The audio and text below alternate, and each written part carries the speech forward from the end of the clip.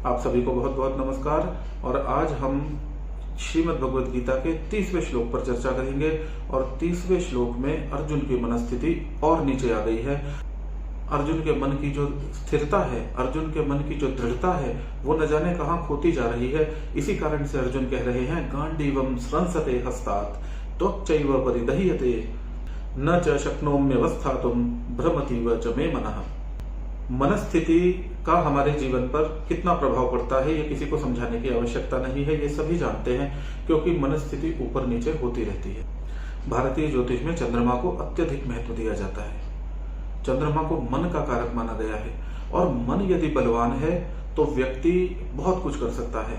मन यदि बलवान ना हो, मन यदि साथ ना देता हो, तो सब कुछ आपके सामने होते हुए भी फिर उस चीज का कोई अर्थ नहीं रह जाता। और कदाचित इसीलिए कहते हैं कि चंद्रमा यदि बलवान ना हो तो जन्म पत्रिका में जो उत्तम योगों के फल मिलने चाहिए वो उस प्रकार से नहीं मिल पाते जिस प्रकार से मिलने चाहिए। क्योंकि यदि चंद्रमा ही बलवान नहीं है, यदि आपका मन ही साथ नहीं दे रहा है, तो फिर आप सुखों को भोग भी कैसे सकेंगे। अर्जुन श्रेष्ठ वीर है, धनंजय है, परंतु हो क्या रहा है, अर्जुन जैसा धनुर्धर कोई है नहीं।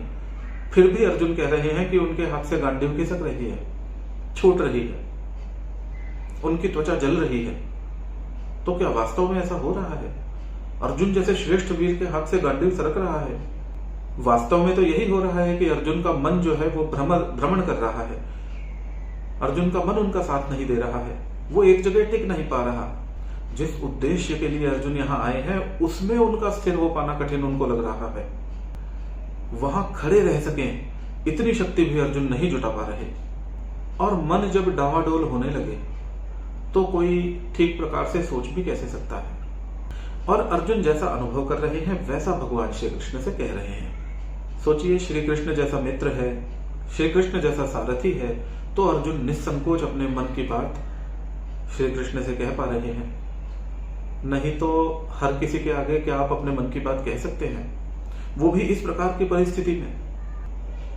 जिसके पास ऐसे विश्वास योग्य मित्र, अच्छे सलाहकार नहीं होते, सोचिए उनके मन की क्या दशा होती होगी। इस विचित्र स्थिति में फंसे अर्जुन आगे कहते हैं, निमित्तानि च पश्यामि विपरीतानि केशव न च श्रेयोनुपश्यामि हत्वा स्वजनमाहवे। अर्जुन को तो लक्षण कुछ ठीक नहीं दिखाई दे रहे। निमित्तानि च पश्यामि विपरीतानि केशव, अर्जुन को तो सारे लक्षण ही विपरीत दिखाई दे रहे हैं। भविष्य की आशंका से कई बार हमारा मन कांप उठता है, और अर्जुन के साथ भी इसी प्रकार की कुछ ना कुछ स्थिति हो रही है। और अपनी इसी भावना को वो भगवान कृष्ण से कह रहे हैं कि स्वजन को मारकर क्या क्या लाभ होगा, क्या ये कल्याणकारी होगा, क्या ये बड़ा शुभ कार्य होगा, क्या ये अर्जुन को बड़ी कीर्ति प्रदान करेगा। कदाचित अर्जुन पूछना चाहते हैं कि हे परमात्मा स्वरूप केशव, क्या जो मैं देख रहा हूं, क्या जिस प्रकार से मैं सोच रहा हूं, क्या वह उचित है। स्वजन शब्द यहाँ पे दो बातों का सूचक लगता है। एक तो ये कि ये मोह में फंसे हुए अर्जुन का चित्रण कर रहा है, और दूसरा कि अर्जुन का हृदय अत्यंत प्रेम से भरा हुआ है। अर्जुन एक बड़ा ही प्रेम पूर्ण हृदय रखते हैं, और अर्जुन के पास इस समय भगवान कृष्ण है। भगवान उसी के पास रहता है जिसका हृदय प्रेम से भरा हो। ऐसे हृदय वालों की रक्षा भगवान स्वयं सारथी बनकर करते हैं। भगवान स्वयं ऐसे लोगों की रक्षा में उतर आते हैं। भगवान ऐसे लोगों को अपनी सन्निधि प्रदान करते हैं, उनके साथ रहते हैं।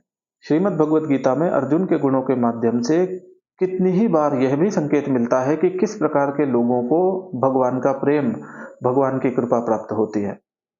अर्जुन और भगवान कृष्ण को प्रणाम करके आज यहीं रुकते हैं। अगले श्लोक पर पुनर्विचार के लिए शीघ्र ही आपसे भेंट होगी।